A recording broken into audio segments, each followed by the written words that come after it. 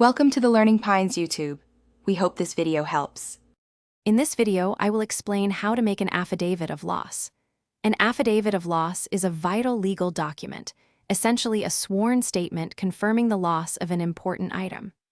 This document is frequently required when you need to replace things like a driver's license, passport, or even a property title.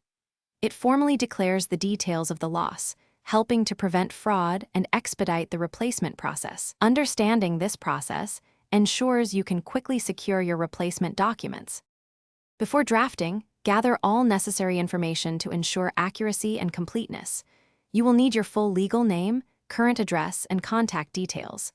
Next, provide a thorough description of the lost item, for example, a driver's license number or a passport's issue date.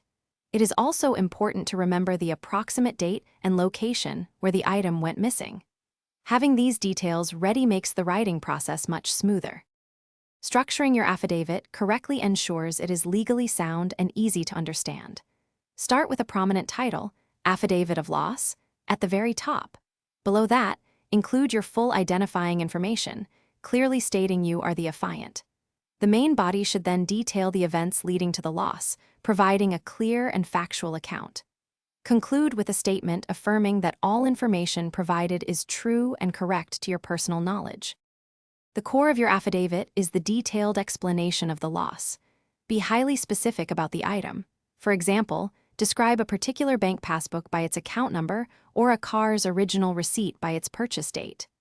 Narrate the circumstances of the loss, including the approximate time of day and the last known location. Conclude by affirming that you have searched extensively for the item but cannot find it and are now requesting a replacement. Thanks for watching. Consider subscribing if we helped you.